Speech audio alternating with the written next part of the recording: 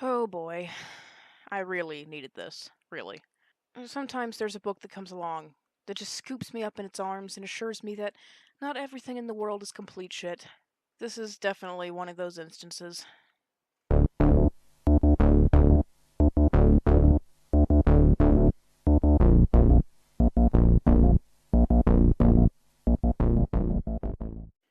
The Midwife's Apprentice is a weird book because it's marketed as a children's book, when in reality, at least in my opinion, only older children should read this.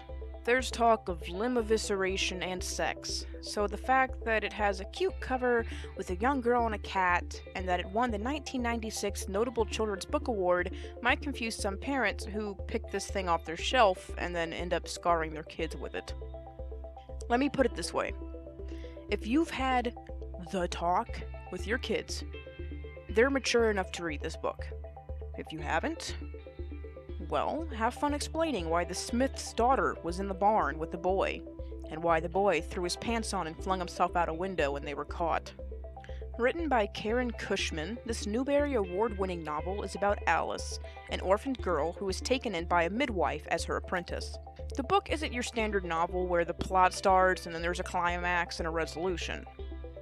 It's several different occurrences, and we see how Alice grows from a frightened little girl hiding in a dung heap to stay warm, into a confident young woman who stands her ground and cares for others. The funny thing is, the character development wasn't obvious to me until the very end. Throughout, Alice is bullied relentlessly by the boys in her village and by the midwife herself.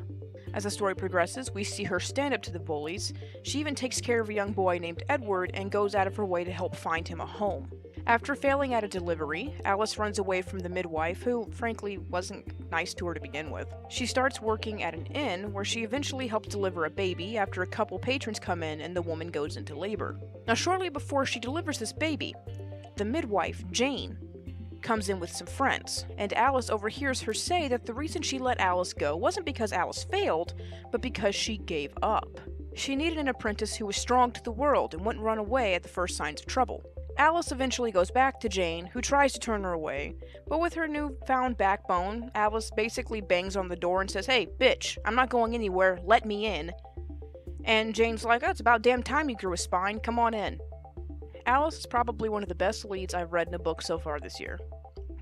This girl literally starts this novel in shit. She's literally lying in a dung heap to keep warm, and begs Jane to take her in.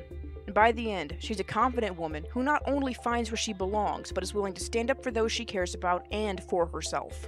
I know this is a short review, but I don't want to give away too much.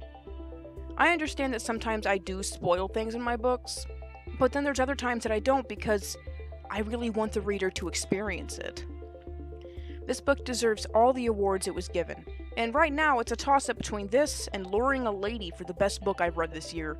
The Midwife's Apprentice absolutely gets an A+.